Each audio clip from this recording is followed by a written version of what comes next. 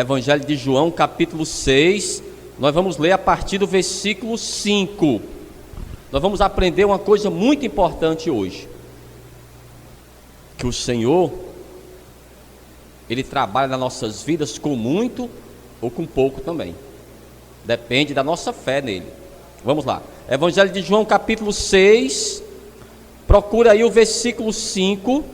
E quando você encontrar, diga amém. Amém. Pronto. Evangelho de João, capítulo 6, versículo 5. Está escrito assim: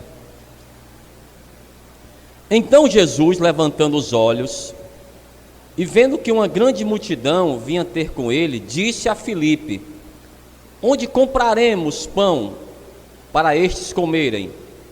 Mas dizia isto para o experimentar, porque ele bem sabia o que havia de fazer.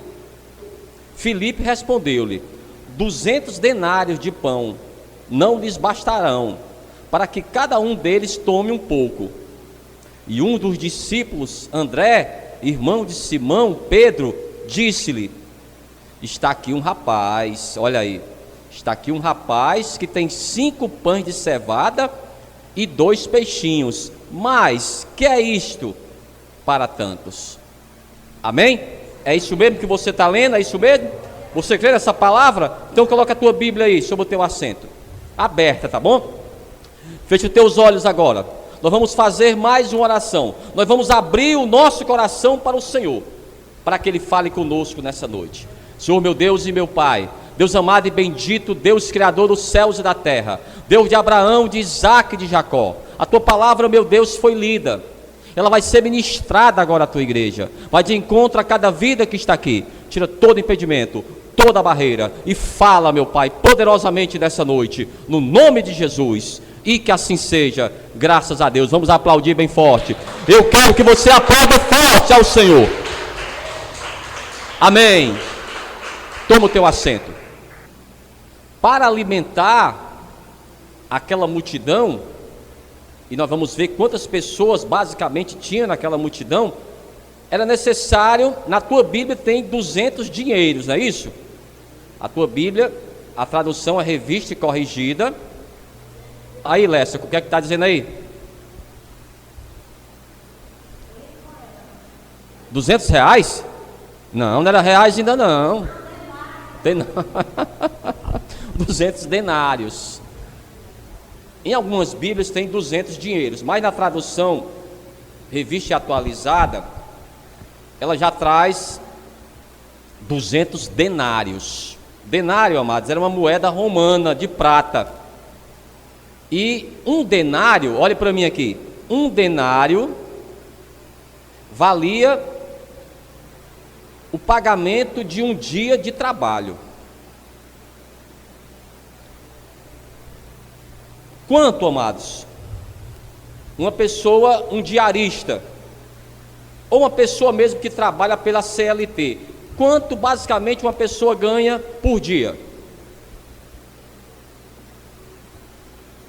Todo mundo de uma vez não.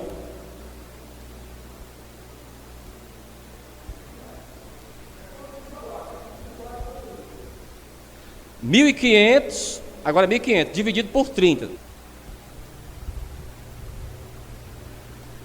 Quem pode fazer essa conta aí? Faz essa conta aí, Francisco, para mim. 1.500 dividido por 30. Vai dar quanto por dia? E fica com o celular aí. Quanto? 50 reais. Então, basicamente, um brasileiro que trabalha o dia todo, ele ganha 50 reais por dia. Pronto. Então, o que ele diz aqui? Preste atenção. Ele diz, ó: Filipe respondeu-lhe: 200 dinheiros de pão, 200 denários. Se um denário vale por um dia de trabalho, e um dia de trabalho aqui no Brasil, basicamente são 50 reais, 200 vezes 50 reais, vê aí, quanto é que dá? 10 mil reais, pronto. Então, basicamente, o Filipe está dizendo para Jesus, para alimentar todas aquelas pessoas, ele diz, ó, vamos ver aqui, versículo 7, Filipe respondeu-lhe: 200 denários de pão não lhe bastarão para que cada um deles tome um pouco. Não era nem para se alimentar, era só para dar um pedaço para cada um. Teria que gastar quanto? 10 mil reais, colocando no dinheiro do Brasil. Mas surgiu, e aí onde eu quero chegar, surgiu um rapaz e falou assim: olha, eu quero ajudar. Tá bom, o que você vai ajudar? Ele trouxe apenas o que ele tinha. Vamos ver aqui, versículo 9. Eis aqui um rapaz que tem 5 pães de cevada. Amados, os pães de cevada era o alimento mais barato da época. Compreendeu? Era o alimento mais barato. Então 5 pães de cevada e 2 peixinhos. Mas o próprio discípulo pergunta: mas o que é isto? Não vai adiantar nada. Ele quase devolvia: olha, meu jovem, não vai adiantar nada o que você trouxe. Mas aí onde surge, amado, o Senhor. Versículo 10. E disse Jesus: mandai assentar os homens. E havia uma relva naquele lugar. Assentaram-se, pois, os homens, em número de quase 5.000. Pastor, por que só conta os homens? Porque naquela época só contava os homens. Então só de homens tinha 5.000 homens ali. Vamos dizer que cada homem era casado. Então mais 5.000 mulheres, já dariam 10.000 pessoas. E depois as crianças. Vamos dizer que cada casal tinha 2 filhos. Mas naquela época não era assim. Pastor, a minha mãe teve 10. Hoje mesmo a irmã estava aqui de manhã, disse que a mãe dela teve 16. E eu falo, um dia desse, a minha mãe mesmo teve 7 filhos.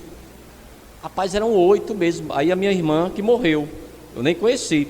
Eu tenho hoje 3 irmãos e 3 irmãs. Então as famílias eram em número maior. Vamos dizer que nessa época também não tinha, mas as doenças de hoje. A mulher não tinha problemas para dar filhos. Não tinha esses remédios que a pessoa toma hoje para não dar filhos, depois lá na frente dá problemas. Não existia isso. Então as pessoas eram saudáveis. Então de 5.000 homens mais 5.000 mulheres, já eram 10.000 pessoas. Vamos colocar só 2 crianças por cada família, já eram 20.000 pessoas. Pronto, então ele pega aqueles alimentos, aquela cesta com 5 pães de cevada e 2 peixes, e o que ele vai fazer? Vamos agora continuar. Versículo 11. E Jesus tomou os pães e, havendo dado graças, repartiu-os pelos discípulos, e os discípulos pelos que estavam assentados, e igualmente também dos peixes, quantos eles queriam. Então ele simplesmente, amados, pegou aqueles alimentos e deu graças. Eu já até expliquei para você a oração que um judeu ele faz no momento da refeição. Ele levanta o alimento no momento da refeição, e a oração dele é essa, o costume judaico.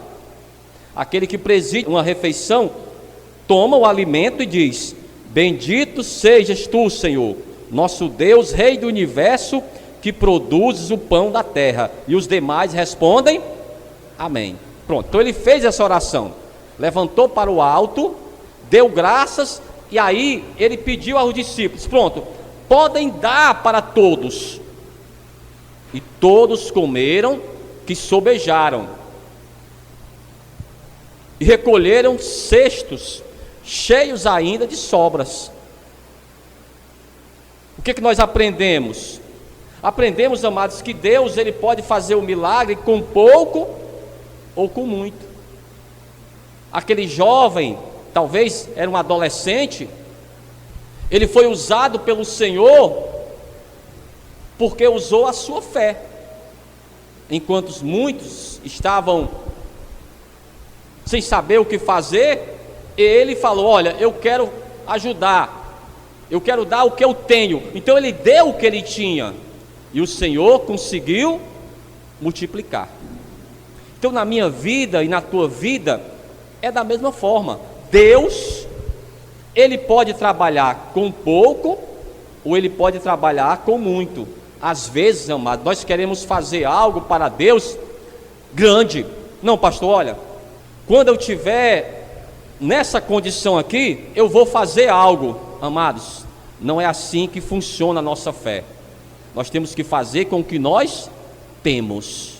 Ou muito ou pouco, você deve usar a tua fé de acordo com o que você tem, não de acordo com o que você pensa que vai ter. Não, pastor, quando eu tiver algo, aí eu vou fazer. Não é assim, amados. Talvez isso nunca aconteça. Aí você vai perder a oportunidade de viver algo sobrenatural. O mesmo Deus que multiplicou, porque aquele jovem trouxe os 5 pães e os 2 peixes, é o mesmo Deus também que nós servimos. Ele faz o milagre da multiplicação, Ele faz o milagre da cura, e não é somente no Novo Testamento. É isso que eu queria mostrar para você. Vamos ver aqui, no Antigo Testamento também. Segundo livro dos Reis, no capítulo 4, a partir do versículo 1. Você vai ver, amados, que a regra é a mesma. Segundo livro dos Reis, capítulo 4, nós vamos ler a partir do versículo 1. Preste atenção nisso aqui, porque também tem alguns detalhes. Vamos lá. Segundo livro dos Reis, capítulo 4, a partir do versículo 1. Vai narrar a história dessa mulher viúva, que acabou de perder o seu esposo, e agora os credores vão levar também os seus filhos. Pastor, isso era legal? Olhe para mim aqui. Isso era legal? Era. Fazia parte da lei. Quando você lê na Bíblia, e você vê que uma pessoa foi levada a escravo, não quer dizer, amados, que essa pessoa ela vai ser açoitada, que essa pessoa não vai receber salário, compreendeu? O escravo, o servo, ele trabalhava em uma casa e ele tinha também os seus direitos. Vamos ver aqui. E uma mulher, das mulheres, dos filhos dos profetas, clamou a Eliseu, dizendo: meu marido, teu servo, morreu, e tu sabes que o teu servo temia ao Senhor, e veio o credor para levar os meus 2 filhos para serem servos. Amém? Deixe marcado aqui, mas vamos ver o que diz a lei. Procura aí o livro de Levítico. Levítico é o 3º livro da Bíblia. A Bíblia, ela explica a própria Bíblia. É um princípio da hermenêutica. Levítico 25, a partir do versículo 39. Preste atenção aos termos. Inclusive um termo que agora a Igreja Católica está usando para esse ano de 2025, se você não sabe. Olha aqui, ó. Capítulo 25, versículo 39. Quem encontrou, diga amém. Quando também teu irmão empobrecer, estando ele contigo, e vender-se a ti, não o farás servir como escravo, como diarista, como peregrino estará contigo, até o ano do jubileu te servirá. Olhe para mim aqui, quem já tinha ouvido falar essa palavra, jubileu?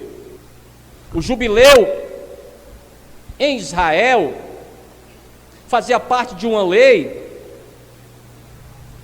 que de 50 e 50 anos, amados.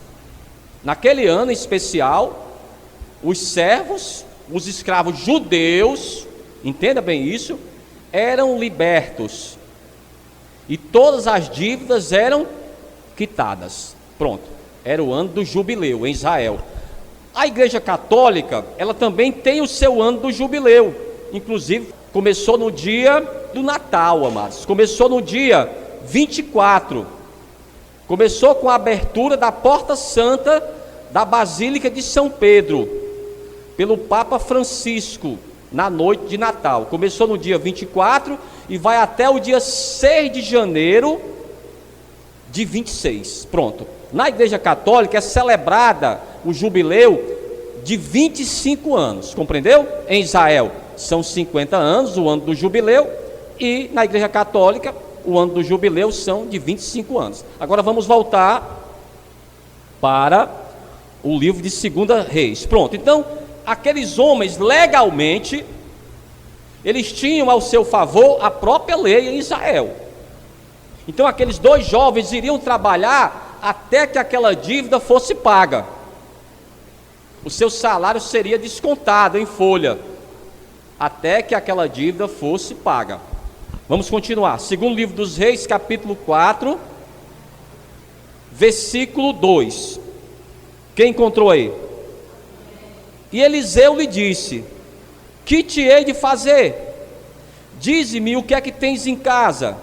E ela disse: tua serva não tem nada em casa, senão uma botija de azeite. Então, quando seu esposo morreu, não acha, amados, que ela iria receber todo mês uma pensão. Não existia isso. Ela estava resguardada nos seus filhos. Os seus filhos queriam ajudá-la. Ela não tinha, amados, outra maneira de viver, ao menos que o seu esposo fosse rico e deixasse uma herança. Mas ela estava desprotegida. Ela chega até o profeta Eliseu, ele tinha uma escola de profetas, e esse homem era um dos assessores do profeta Eliseu, era um homem de Deus, era sim, mas quando morreu deixou essa dívida. Então a própria esposa chama o profeta: profeta, o senhor conhece o meu esposo? Era um homem temente a Deus, mas olha, há essa dívida. O que é que ela esperava? Uma ajuda financeira. Olha, nós vamos fazer uma vaquinha aqui na escola. Não, nada disso ele falou. Ele perguntou para ela: o que a senhora tem em casa? A senhora vai trabalhar em casa. Não tenho nada, tenho apenas uma botija de azeite. Pronto, nós vamos trabalhar com a botija de azeite.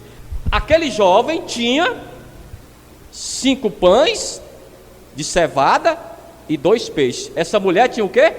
Uma botija de azeite. Se você já leu a história, Deus multiplicou ou não? Multiplicou ou não? É da mesma forma que ele faz. Pode ser uma viúva, pode ser um adolescente, pode ser uma pessoa idoso, pode ser quem for. Se a pessoa, amados, ela se deixar usar pelo Senhor com fé, Deus faz o milagre. Diga amém. Então ela acreditou no que o profeta falou. A senhora vai chamar os seus filhos, esses 2 filhos que ainda não foram levados para serem servos, chamem eles e peça a eles que arranjem vasilhas emprestadas. Fecha a porta da casa e a senhora vai derramar azeite nas vasilhas. Tem que ter muita fé, meu irmão. Tem que ter muita fé. Como a pessoa, irmão, vai derramar se ela só tinha uma vasilha de azeite para derramar em muitas vasilhas? Ela creu, por isso o milagre aconteceu. Depois ela começou a trabalhar com comércio de azeite dentro da sua própria casa. Capítulo 4, versículo 7. Então veio ela e o fez saber ao homem de Deus, e disse ele: vai, vende o azeite e paga a tua dívida, e tu e teus filhos vivei do resto.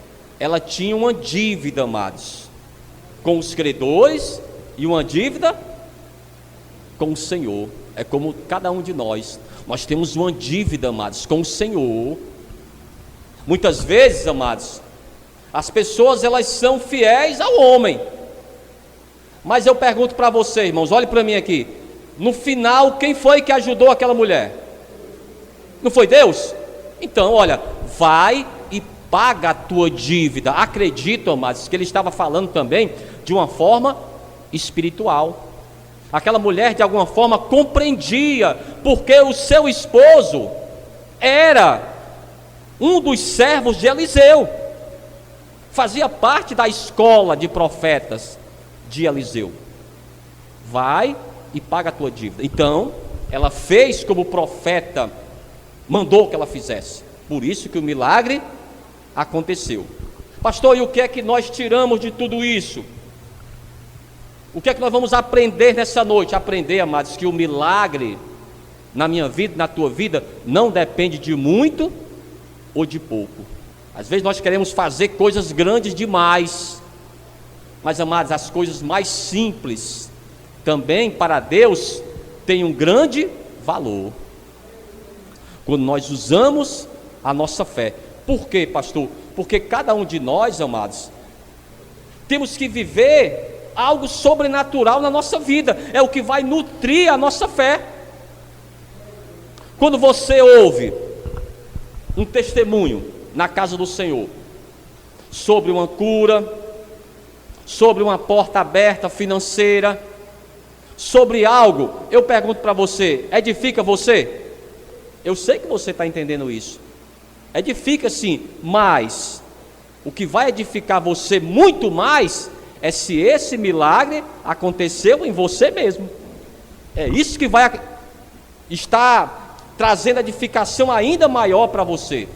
É quando o milagre, amados, você mesmo viveu. Vamos finalizar aqui na carta aos Hebreus. Vamos lá. Novo Testamento, mais uma vez. O escritor de Hebreus, pastor, quem escreveu a carta aos Hebreus? Ninguém sabe, amados. Foi o apóstolo Paulo? Não se sabe. Foi Apolo? Também não se sabe. Priscila? Não. Mas o que se sabe é que o livro de Hebreus, a carta aos Hebreus, foi inspirada pelo Espírito Santo. Vamos lá, carta aos Hebreus, no capítulo 11. E o versículo 1, você vai ver que ele vai tentar explicar o que é a fé. Carta aos Hebreus, capítulo 11, versículo 1 diz assim: ora, a fé é o firme fundamento das coisas que se esperam e a prova das coisas que não se veem.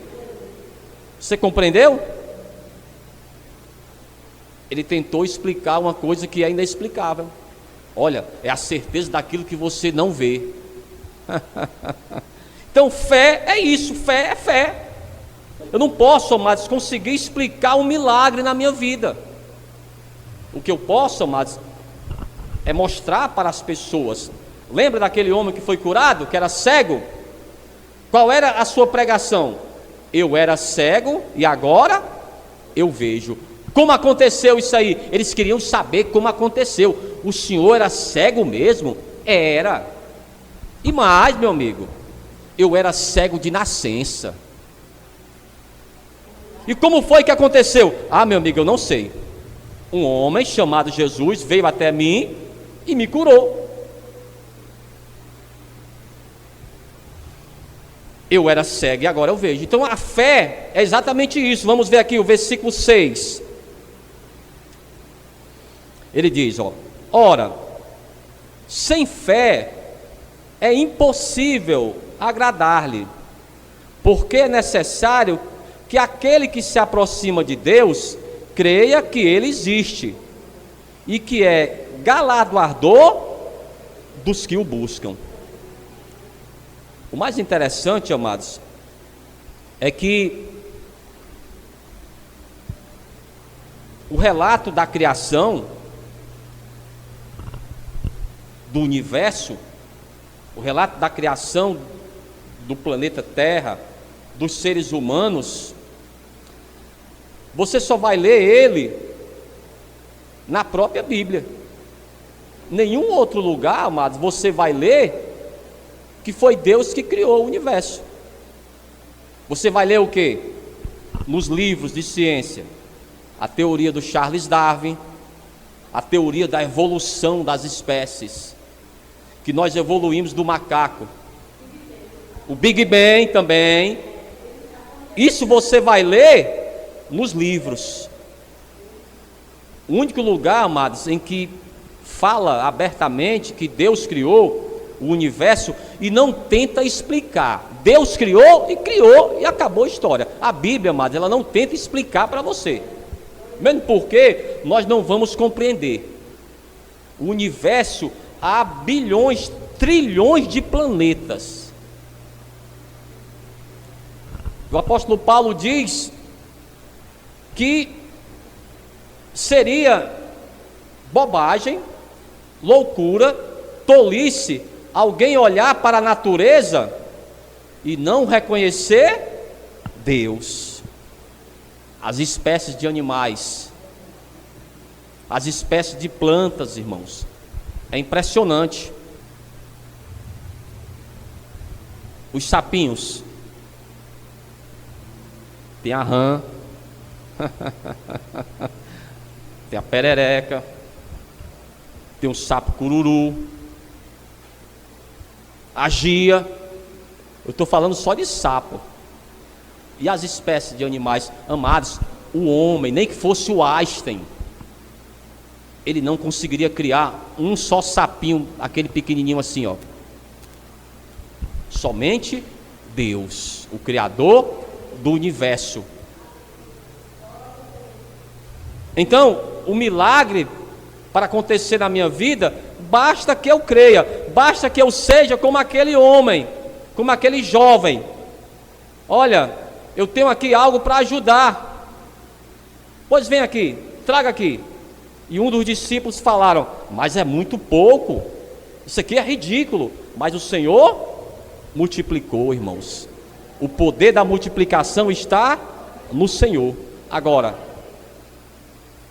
tem que alguém, amados, crer que isso vai acontecer, no nome de Jesus, amém? Então, com muito ou com pouco, amados, Deus, Ele age e faz um milagre. O sobrenatural acontece quando eu vou além daquilo que é racional, e eu creio no Senhor, amém? Vamos ficar de pé então, vamos aplaudir bem forte ao Senhor. Aplauda bem forte ao Senhor, bem forte, bem forte. Glória ao teu nome, meu Pai. Toda honra e toda glória seja dada ao Senhor.